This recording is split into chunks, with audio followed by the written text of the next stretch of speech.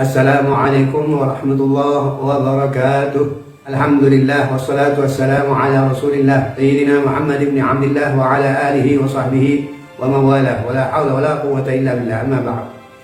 Mari kita bersama-sama menyimak apa yang ada dalam keterangan kitab Kanzun Najah wa Surur di Syekh Abdul Hamid Quds di waktu zaman di Masjidil Haram menjadi imam golongan madhab Syafi'i.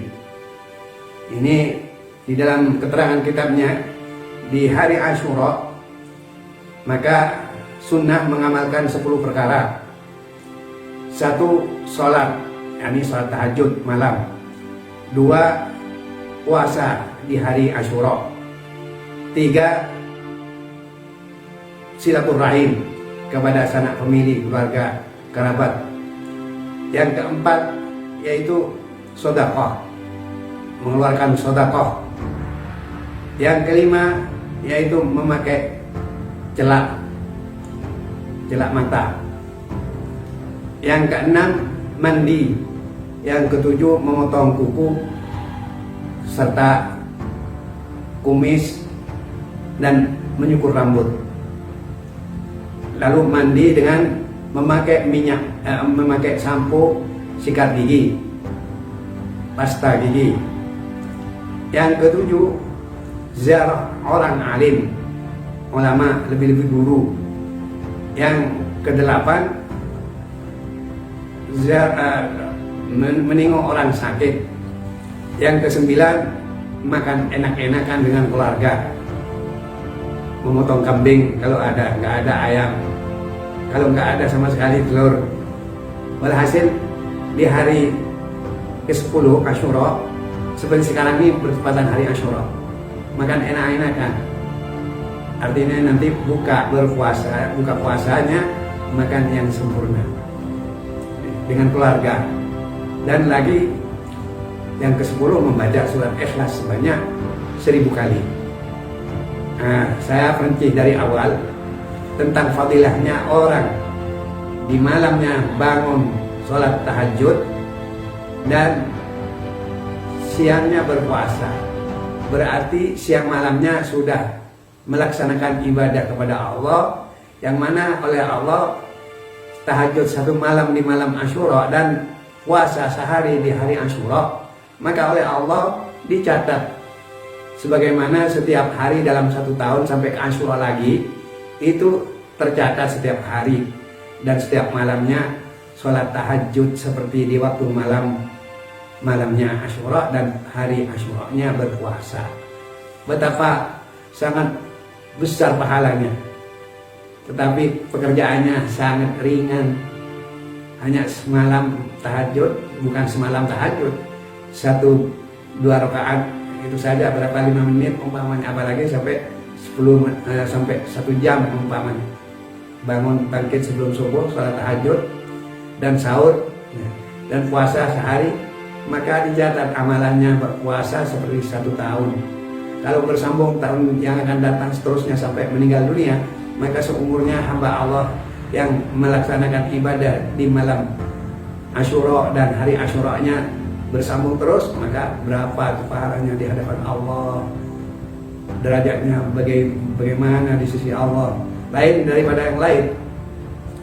Ya, setelah subuh mandi atau sebelum subuh mandi, dalam mandinya sebelumnya memotong kuku, dan di waktu mandi memakai sampo dan memakai pasta gigi, dan juga menggosok pakai sabun sempurna. Selesai, maka ini pahala lain lagi. Berarti orang itu mengerjakan amal kebersihan sesuai dengan sunnah yang dianjurkan oleh Rasulullah Sallallahu Alaihi Wasallam. Dan sebelum sholat subuh memakai pakaian putih-putih dan memakai harum-harum, terus pergi sholat berjamaah subuh. Ini lain lagi, pahalanya berapa. Setelah begitu pergi kepada keluarga, sanak famili yang dekat, jiran, ziarah, silaturahim. Ini sudah berapa. Barang siapa orang ziarah silaturahim, maka Allah Subhanahu wa taala menurunkan rezeki dengan barokah, dengan menyambung famili. Allah Subhanahu wa taala menurunkan rezeki, dipermudahkan di dalam usahanya oleh Allah. Rezekinya bukan hanya satu hari itu saja, tapi 1 tahun oleh Allah diberkatkan rezekinya. Apalagi bersedekah. Maka bersedekah 10.000 rupiah umpamanya di hari yang utama ini, hari Asyura, maka oleh Allah itu seperti setiap hari berbuat sedekah sampai hari Asyura yang akan datang. Seterusnya amalan-amalan ibadah yang dilaksanakan di malam hari Asyura, malam Asyura dan hari Asyura itu dicatat oleh Allah sampai Asyura lagi. Nah, maka dianjurkan lagi oleh ulama jangan sampai bersedekah ini kepada orang yang dekat saja, fakir miskin. Bahkan lebih dianjurkan kepada anak yatim yang sudah ditinggalkan orang tuanya, gak jumpa dengan orang tuanya, lalu dengan menyantuni anak yatim, memegang rambutnya anak yatim, betapa merasa gembiranya anak yatim yang diusap kepalanya, merasa orang tuanya sendiri datang bangkit dari kuburnya. Maka oleh Allah sangat besar pahalanya orang yang mengusap kepalanya anak yatim, sehingga rambut yang diusap, satu rambut Allah Ta'ala mengangkat derajatnya. Apalagi semuanya rambut kepala umpamanya ada 1000 rambut, maka 1000 derajat diangkat oleh Allah. Apalagi sampai 5.000 rambut, apalagi yang diusap setiap anak yatim 2-3 lebih banyak, lebih tinggi pahalanya, derajatnya di sisi Allah, surganya. Ini seharusnya kita harus paham dan mengamalkan, mengharapkan suatu apa yang datang dalam keutamaan.